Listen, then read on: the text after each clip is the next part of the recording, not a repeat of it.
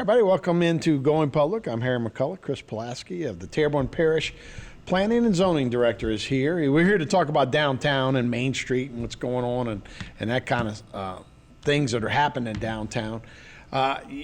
We started talking before we got on the air a little bit about downtown has changed so much, right? We had 200 years we're celebrating this year, but just 6 months ago, we definitely had some revitalization or change anyway. I don't know if it's revitalization as a major hurricane passed through our area. And as you pass downtown, sometimes you go, whoa, that building's not there anymore. That building's not there anymore. So there's a lot of change that's happening to our downtown area. Yeah, and you know, it's certainly sad to see. I know it tugs at a lot of people's heartstrings, mine included. I mean, while there are some buildings downtown that, you know, have been in a state of disrepair, but to see, you know, the buildings coming down, you know, as a result of the storm, it's really difficult. And so, I mean, we're certainly sensitive to all that. But, you know, this is an opportunity. I mean, what else can we do but view it as an opportunity to start over or start fresh where we need to? So I think that's the good positive approach that seems to be happening now, is we are taking a new look at our downtown. I mean, this is happening across the parish and should happen across the parish. Sure. I know downtown we tend to focus on because a good, healthy economic downtown or economic development downtown benefits the parish as a whole. And a lot of our biggest employers are still downtown. So we're looking to find ways to reinvigorate. I know the downtown revitalization has been going on for years through the hard work of administration, current and past. Parish President Dove feels very strongly about downtown. And the efforts of the Homa Downtown Development Corporation, the Homa Historic Commission, and all the people and volunteers who have put in a lot of work over the years. But this is something that we've never faced before. And so it's an opportunity at this point. And so that's the approach we're taking. So when you look at who owns those buildings, and now some of them are vacant lots, when they want to rebuild, or if somebody wants to rebuild and buy those areas, what can go back in those areas? Okay, well, in the early 2000s, the Parish Council approved ordinances for the Homa Historic District. And what that basically says is any building over 50 years is considered historic. However, that doesn't necessarily mean that all of those architectural aspects have to be kept or preserved.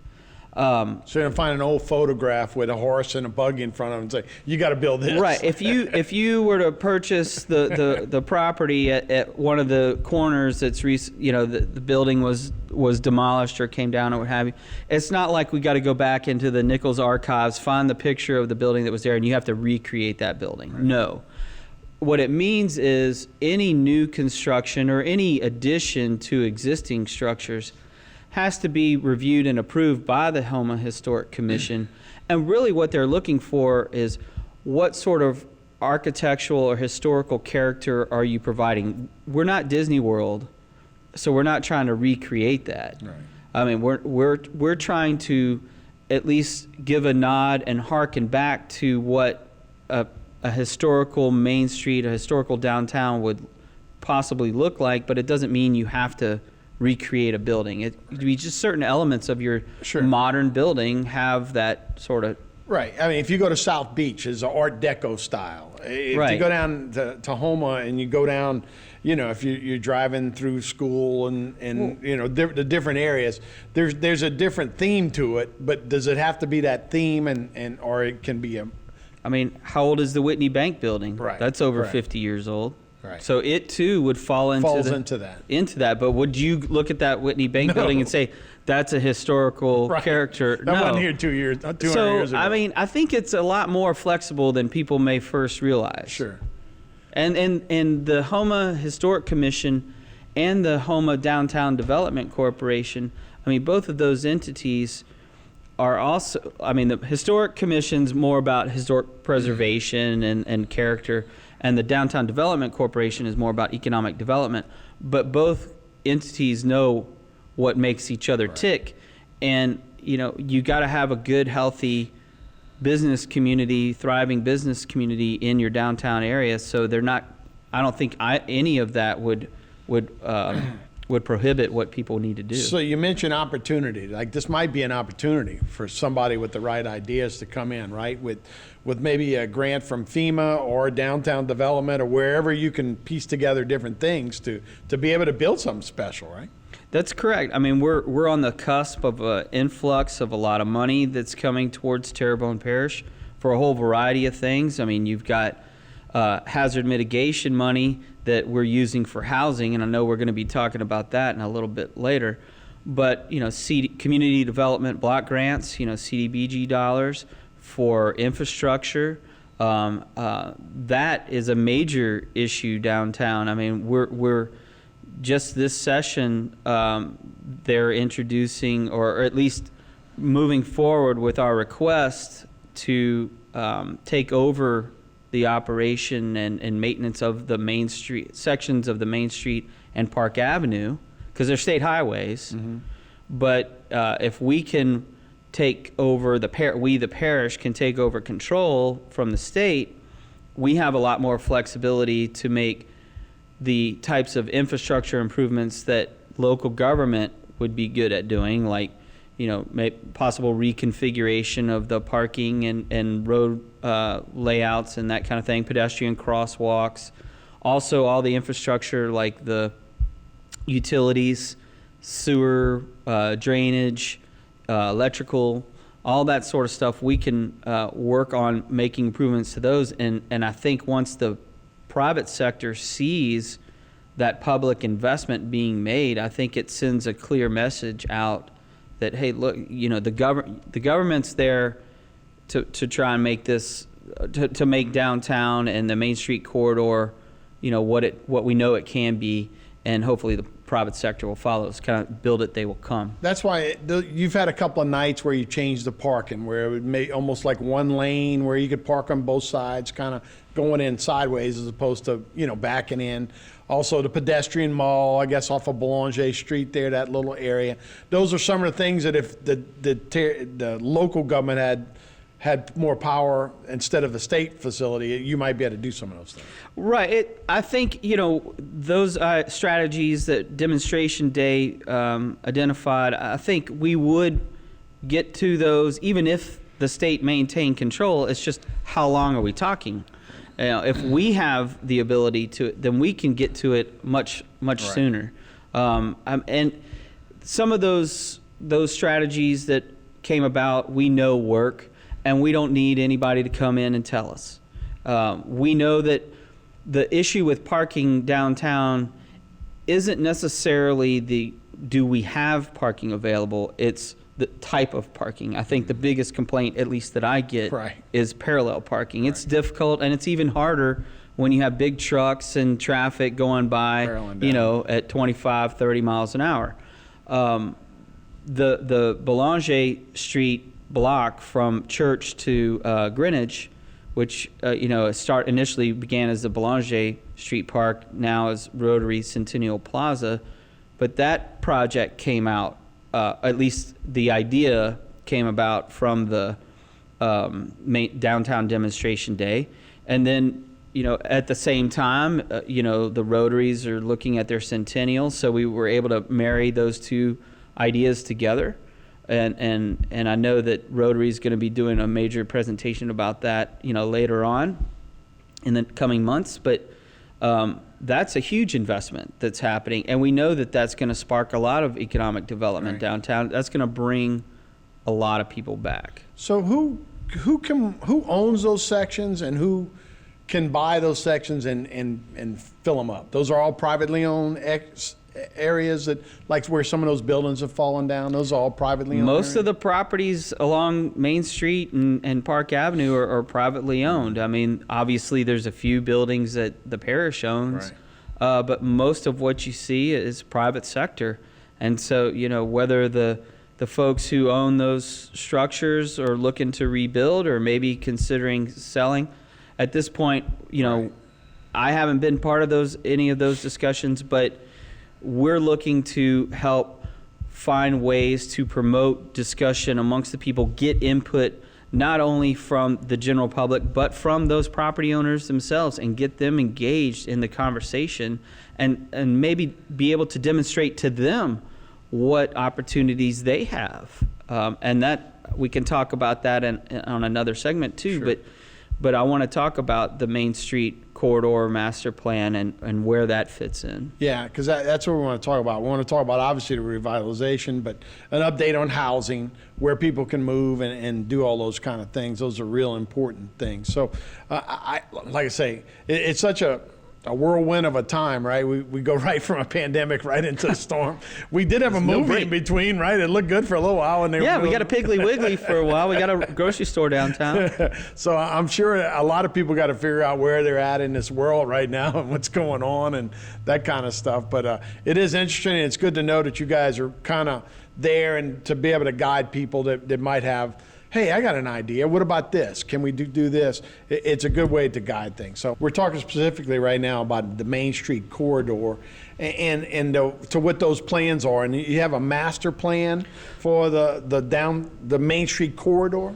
Well, we're looking right now at recovery plans parish-wide. And just prior to the storm, we had started to put together a request for proposals for what we've been calling the Main Street Corridor Master Plan, which was a spinoff from the Downtown Demonstration Day that basically said, okay, well, we've had that event.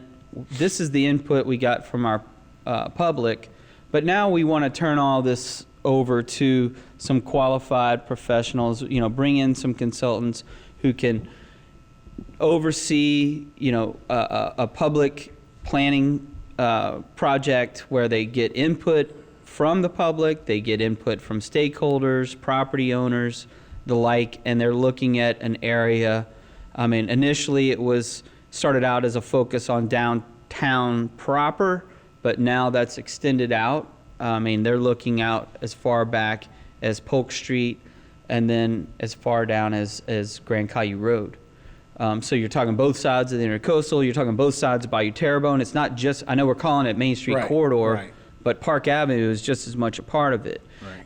Because you can't look at traffic and circulation of vehicular traffic through that area without considering the larger impacts. Like if we really want to deter truck traffic from there, well, where do the trucks go? Right. So we want to make sure we have the proper qualified personnel looking at that thing, traffic engineers, professional planners, landscape architects, all of those come into architects. They all come into play, but it's also not just about how things look, but also what types of strategies come out of it, business strategies, where should we direct efforts to form up public-private partnerships. Are we able to do that with the makeup of boards and commissions and so forth that we have now, or do we need to change any of that? Do we need new local ordinances, state laws? I mean, what all do we need to do to facilitate all of that? That also comes out of it. And so it's a way for us to be able to work together as a community to come up with that. And it's not Chris Pulaski or the Planning and Zoning Department or Parish President Dove or the Parish Council. It's everybody working together along with all of the stakeholders in this, because it's going to impact us all. I don't care where you live in Terrebonne. Right. A good downtown is going to benefit everybody. Without a doubt, and you're right, and it's not just a 3-block area, right? It is really, when you think about it, it's from here to Thibodaux, and my dream would be to have the bayou clean, right, and have nothing on the end. Obviously, you can't do that. A lot of people have businesses and homes along the bayou, but it would be awesome to drive from Houma to Thibodaux and have a circle and have things in the middle where it was just the bayou, right? That would be beautiful, but obviously, you can't do that. But that's why this master plan effort is important, because you have your vision and what you think, and based off of what you've seen. Right. right? And other people have seen other things too. And so it's critical, I think, that we get somebody to sort of pull all that together who has experience and can be able to kind of mold and craft. And it's not, some outsider coming in. I mean, this is what they come up with in that master plan effort is the result of our input, but also years of their experience. Sure. So I think it's a good way to identify opportunities. I mean, you talk about green space. I mean, that's something that we heard a lot about. Pedestrian walkability is the buzzword, making it more pedestrian friendly, slowing down the traffic, but also getting people to the space and keeping it active. And certainly one way to keep a space active is by having more residential. That's right, for housing, right? For housing. People living there, right? And that's the for the longest time, urban living, obviously in the 70s and 80s, everybody went out to the suburbs, right? And then it seemed like everybody was coming back to the cities, which was a great thing. And then when you talk about the price of fuel and being able to, the new urbanism where you can walk to work, which now a lot of times when you do it virtually, you can walk to work, you walk to get something to eat, and then you can walk to do your activities. To have a walkability, it would be an awesome thing. Yeah, you said it. I mean, COVID opened up a lot of eyes to that. And look, I mean, our zoning that we have downtown, it allows for all that. Mixed use development is certainly permitted and welcomed.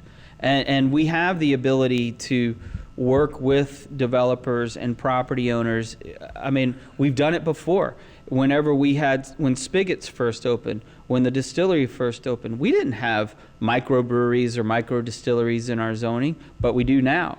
And so that's what we want to do is we're here to help promote downtown economic development. We're here to promote revitalization for downtown, but that's going to have lasting impacts throughout the parish.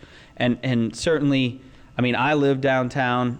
I don't live, on Main Street, right? But we certainly would love to see more like the Academy Place apartments, whether it's taking an existing structure and renovating it or new construction. We're going to have an opportunity for a lot of new construction. Yeah. And so, I mean, you saw what they did. Look at the Academy Place Apartments has the building, the third building, which actually come to find out there used to be a third building back there. But the new building that they built out there, it went through the Architectural Review Committee for the Houma Historic District, or Commission, and it was approved because it has that character. So that's, but it's a modern building. So that's what we're talking about there. But housing parish-wide is a big issue. Well, that's, look, that was the big talk after the storm. It's like, we don't have housing. So where are we in parish-wide with housing? And what's our, when you always talk to realtors and those kind of things, they're like, we don't have inventory. Right. And that's one of the issues with price. Well, if you go look at any of the Planning Commission agendas in recent months, you'll see the spike in the numbers. So we're starting to see more single-family residential subdivisions coming forward, or phases that the developers or the landowners have been holding back on. But we're also seeing a lot of planned unit developments and townhome type developments. So that's interesting. We haven't had a whole lot of that in recent years, so I'm glad to see that coming back. I think that's something that a lot of people find useful, especially, not just baby boomers, but also I think a lot of young families and young professionals like that too, because they're active. They don't want to be cutting grass and cleaning out gutters, for 4 or 5 hours every weekend. They want to be out doing things. We want them out doing things downtown or wherever, right? And so those types of developments are useful for that. I mean, we have obviously have a large community whose homes were completely destroyed. The hazard mitigation grant program money that was recently announced. At first, we were talking about the $17.68 million. We were reserving $10 million for housing and the rest for other eligible activities. Well, after meeting with Parish President Dove, we realized that housing is a greater need. or at least a more urgent need is a better way to describe that. So we're utilizing all of the first 17.68 million for our reconstruction and housing recovery programs, and probably a good portion of the next HMGP monies that will be coming in will also be for housing as well. We are required to mitigate a lot of the damaged homes through the flood insurance, National Flood Insurance Program. So we'll keep doing that. But we'll also be developing programs that'll be available to those folks who live outside of special flood hazard areas. And then, we're looking at areas like, say, Mechanicville subdivision as just an example, but it's a subdivision that received a lot of damage. And so we want to make sure that, we don't have areas of the parish that fall into a great state of disrepair that carries another host of problems along with it. And, I know the Housing Authority, is busy, assessing what their plan forward will be with whether you're talking about Bayou Towers or Senator Circle. Right. I mean, that Senator Circle property Right. is a huge piece of property that I sometimes, when I drive through it, I'm reminded about how big it is. Right. You forget. You do. But there's a lot of opportunity for housing in Terrebonne Parish. Just from the apartments and where do those people go and where they've been going? It's been an incredible. Yeah, the FEMA and the state. I mean, those temporary housing programs. They've been frustrating at times, but obviously they do provide a very much needed service.